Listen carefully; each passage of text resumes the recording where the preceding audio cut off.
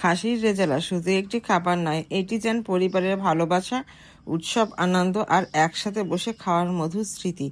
গরম গরম সুগন্ধি রেজালার প্রতিটি টুকরা মনে করিয়ে দেয় আপনজনদের সাথে কাটানো সেই হাসি খুশি মুহূর্তগুলো। যাই হোক, বলি, এই রেজালার ঝোলের মোলায়েম স্বাদ, নরম খাসির মাংস আর মশলার ঘ্রাণ সব মিলিয়ে যেন হৃদয়ের গভীর ছুঁয়ে যাওয়ার এক অনুভূতি।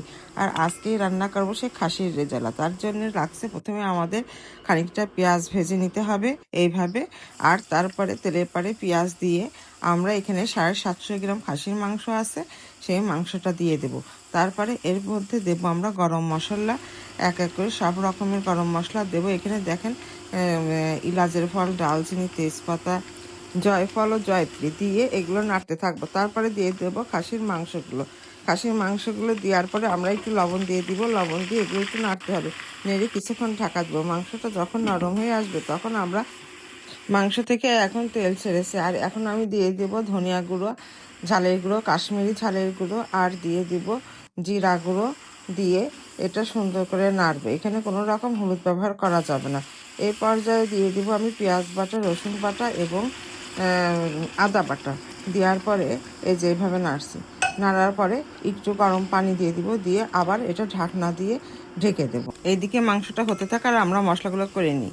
বাদামগুলো আমরা ফিনিশ করে বেটে নিব, এটা আমি ব্লেন্ডার করে নেব। আর এখানে আমি 2 টেবিল চামচ টক দই নিচ্ছি, এরকম ভরে ভরে, তার সাথে সস দিয়ে দিলাম, দিয়ে এটা মিশিয়ে নিলাম। আর এই যে বাদাম বাটাটাও এর সাথে মিশিয়ে নেব।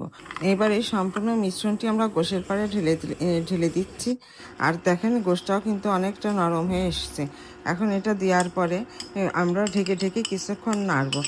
যেহেতু জয়ফল আর জয়ত্রী দিয়ে আছে, যার কারণে মাংসটা কিন্তু খুব সুন্দর নরম আর মোলায়েম হয়ে যাবে। আর এখন টক দই গেলে তো আরও তাড়াতাড়ি নরম হয়ে যাবে। এখন এই যে নাড়বো, আর কিছুটা আমরা দিয়ে দিলাম আপনার কিশমিশ।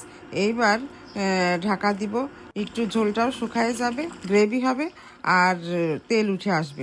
উপর থেকে দিয়ে দিলাম খানিকটা ঘি দিলে সুন্দর একটা সুঘ্রাণ ছড়াবে।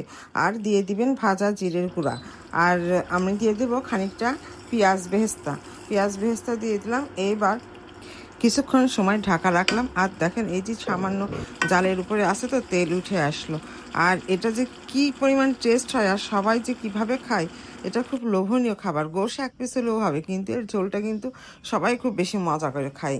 যাই হোক, আপনারা এটা বাসায় বানিয়ে খাবেন, দেখবেন খুব ভালো লাগবে। সব সময় তো একরকম খেতে ভালো লাগে না, মাঝে মাঝে একটু পরিবর্তন করেও খেতে হয়। আর ভিডিওটি দেখার জন্য অনেক অনেক ধন্যবাদ আপনাদেরকে। অবশ্যই সুন্দর সুন্দর কমেন্ট করে যাবেন।